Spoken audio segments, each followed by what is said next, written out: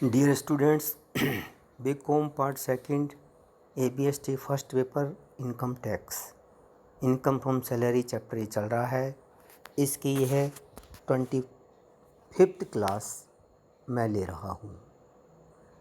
मैंने पिछली क्लास में बताया था कि इनकम फ्रॉम सैलरी से रिलेटेड जो भी महत्वपूर्ण बिंदु हैं सबको मैं यहाँ एक साथ कंसिडर कर रहा हूँ, एक साथ बता रहा हूँ। हर क्वेश्चन पर, हर पॉइंट पर प्रैक्टिकल कराने में बहुत ही समय व्यतीत होगा और ऑनलाइन बड़ा मुश्किल है क्वेश्चंस को इस तरह से कराना। इसलिए मैं आपको पहले समझा रहा हूँ सारे पॉइंट्स को, और फिर सारे पॉइंट्स से रिलेटेड जो भी क्वेश्चन होंगे वो मैं आपके साथ प्रैक्टिकल पोर्शन लूँगा। देखिए, पिछले वाले क्लास में मैंने HRA और ग्रेच्युटी के बारे में बताया था। ये है कंपनसेशन, क्षतिपूर्ति, जिसको कहते हैं क्षतिपूर्ति। देखिए, हिंदी इंग्लिश दोनों वर्ड रखना, याद रखना ज़रूरी है। जो इंग्लिश मीडियम के स्टूडेंट है तो इंग्लिश मीडियम को याद रखेंगे, हिंदी मीडियम वालों को भी इंग्लिश के पॉइंट्स आपको याद रखने पड़ेंगे। तो ये है कंपनसेशन, जिसको हिंदी में कहेंगे क्षतिपूर्ति। देखिए, क्षतिपूर्ति के बुक में हो सकता है अलग अलग जगह अलग अलग पॉइंट दे रखे हों। मैंने सारे पॉइंट्स को एक जगह कंसीडर करते हुए सबको एक जाही कर दिया है। इसमें पहला पॉइंट है ओन ट्रांसफ़र ऑफ सर्विस और चेंज इन सर्विस कंडीशन, यानी किसी व्यक्ति का एक जगह से दूसरी जगह ट्रांसफ़र करना या उसकी सर्विस कंडीशंस को चेंज करना। जैसे कि भाई पहले उसको फिक्स्ड पे मिलती थी भाई 15,000 रुपये पर मंथ, लेकिन बाद में क्या किया उसने कि उसकी सैलरी तो 10,000 कर दी, लेकिन कमीशन उनसे चेंज कर दिया। तो इस तरह से यदि कोई इसी तरह की सर्विस कंडीशन में चेंज हो या ट्रांसफ़र हो, उस केस में यदि इसको कंपनसेशन मिलता है तो वो पूरी तरह से टैक्सेबल है, किसी तरह की कोई छूट नहीं है। इसी तरह से on termination of service in routine except retrenchment, यानी किसी व्यक्ति को नौकरी से हटाने पर यदि को कंपनसेशन मिलता है। देखिए, एक्सेप्ट रिट्रेंचमेंट, रिट्रेंचमेंट मतलब छटनी, यानी स्टाफ की कमी करने के लिए। रिट्रेंचमेंट का मतलब छटनी, यानी ज़्यादा स्टाफिंग होगी, उसकी वजह से यदि कंपनी में आदमियों की कमी करनी है, स्टाफ को कम करना है, तो उसको कहते हैं छटनी, रिट्रेंचमेंट। इसका वर्ड इंग्लिश का वर्ड है रिट्रेंचमेंट।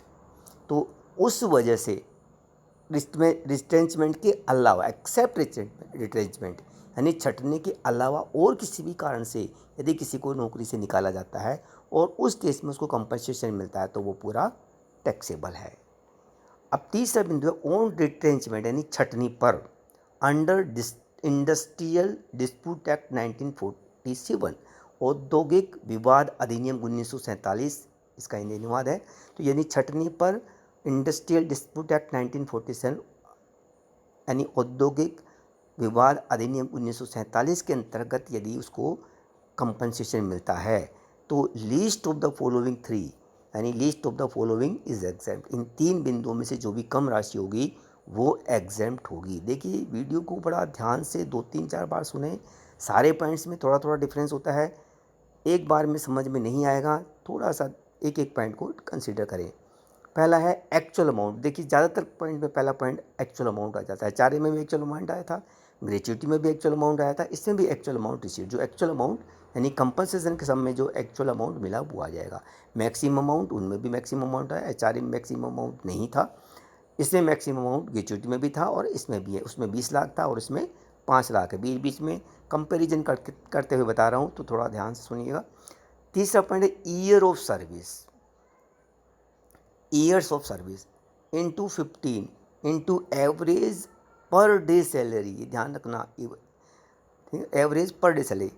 इसमें more than 6 month period is considered as a whole year. इसमें कंप्लीटेड नहीं लिखा है, इसलिए इसे ईयर ऑफ सर्विस का मतलब यानी 6 महीने से ज़्यादा की सर्विस को 1 साल मान लेंगे, ग्रेच्युटी एक्ट 72 की तरह। ठीक है।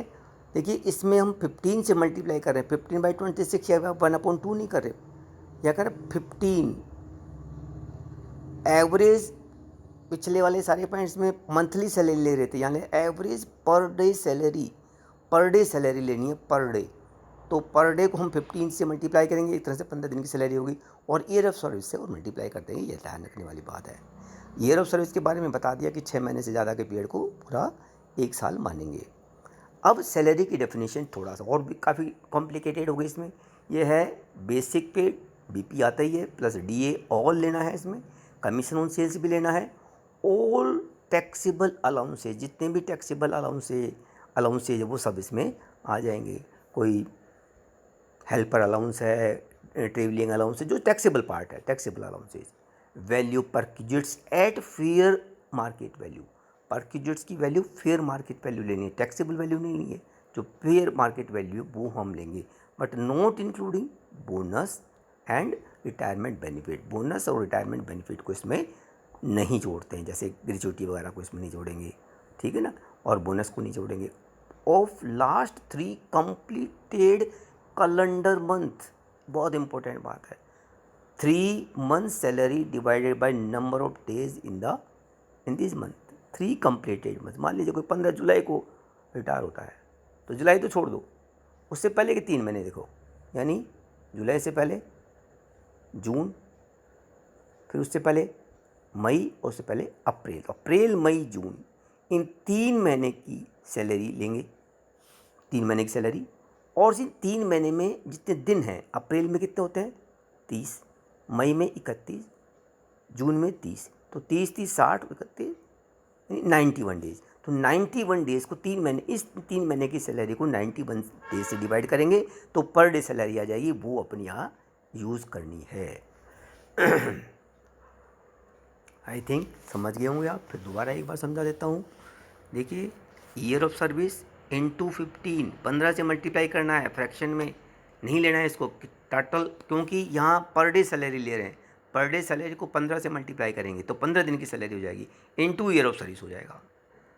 फिर ध्यान रखिए, एवरेज पर डे सैलरी लेनी है, जिस महीने में वो रिटायर हो रहा है उससे पहले के 3 महीने ले लेंगे, उन तीनों महीनों की सैलरी को कंसिडर कर लेंगे। सैलरी की डेफिनेशन यहाँ बताई दी मैंने, और उन 3 महीनों में जितने दिन होते हैं उन दिनों को काउंट करेंगे, 30 है, 31 है, 28 है, 29 है, जब भी वो पीरियड जो भी महीने हैं उन नंबर ऑफ डेज से डिवाइड करेंगे तो ये हो जाएगी पर डे सैलरी, ये यहाँ कंसिडर हो जाएगा। नेक्स्ट है on retrenchment under scheme approved by central government, यानी सेंट्रल गवर्नमेंट से कोई केंद्र सरकार से अप्रूव्ड स्कीम के तहत यदि छटनी होती है तो पूरा अमाउंट एग्जम्प्ट होगा। इसमें फिर किसी तरह की छूट, किसी भी तरह की टैक्सेबिलिटी नहीं बनेगी, पूरा पूरा एग्जम्प्ट हो जाएगा। सेंट्रल गवर्नमेंट यानी केंद्र सरकार की अप्रूव्ड स्कीम के तहत यदि कोई रिट्रेंचमेंट होता है तो पूरा पूरा एग्जम्प्ट हो जाएगा। लास्ट एक और है voluntary retirement, on voluntary retirement under A scheme of voluntary retirement और वॉलेंट्री सेपरेट, यानी स्वैच्छिक सेवानिवृत्ति। कोई व्यक्ति अपनी इच्छा से नौकरी छोड़ के जाना चाहता है, कोई व्यक्ति अपनी इच्छा से नौकरी छोड़ के जाना चाहता है, उसको हम VRS शॉर्ट में VRS भी कहते हैं, voluntary retirement scheme, VRS voluntary retirement scheme. इसके तहत कोई वॉलेंट्री रिटायरमेंट लेता है ना, तो scheme under scheme of voluntary retirement, तो इसमें देखिए, इसमें फिर वही list of the following exam, 3 point है, इन तीनों में जो कम राशि होगी वो एग्जाम हो जाएगी, बाकी टैक्सेबल हो जाएगी। एक्चुअल अमाउंट सब में आता है, मैक्सिमम अमाउंट इसमें मैक्सिमम 5 लाख रुपए है। 3 month salary of for each completed of year service, जितने सर्विस नौकरी कर लिया, 25 साल नौकरी कर ली तो 25 × 3 यानी 75 माह का वेतन यहाँ ले लेंगे, 75 माह का वेतन। बात समझ में आ गई? यदि 10 साल की नौकरी है तो 10 × 3 30 ले लेंगे, 15 साल की नौकरी है तो 15 × 3 यानी 45 मंथ्स की सैलरी यहाँ ले लेंगे। Salary of the balance month of service left before date of, यानी जो जिस दिन वो रिटायरमेंट होता, यदि मान लीजिए आज से 5 साल बाद में रिटायरमेंट था, उससे एग्जैक्टली 5 साल बाद, तो 5 साल में कितने महीने हो गए, 12 पंजू 60, 60 मंथ, तो 60 मंथ की सैलरी यहाँ ले लेंगे।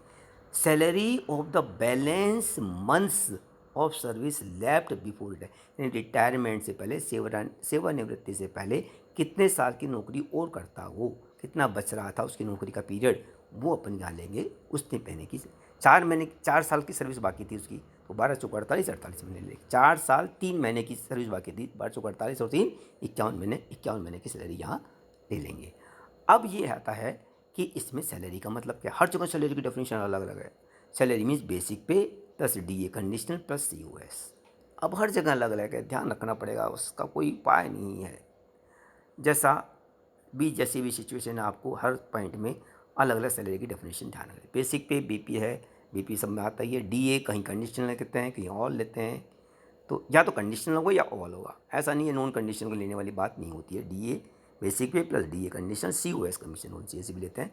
इस तरह से मैंने ये कंपनसेशन का सारा पॉइंट बता दिया। आप 2-3 बार पढ़ें, समझें, इसको याद करें। अब हर पॉइंट पर क्वेश्चन कराना मुश्किल है, एक एक पॉइंट पर एक एक क्वेश्चन हो जाएगा, बहुत टाइम लगेगा। इसलिए मैंने जहाँ तक हो सकता है पहले सारे पॉइंट बता देता हूँ, बाद में एक साथ करेंगे। Thank you.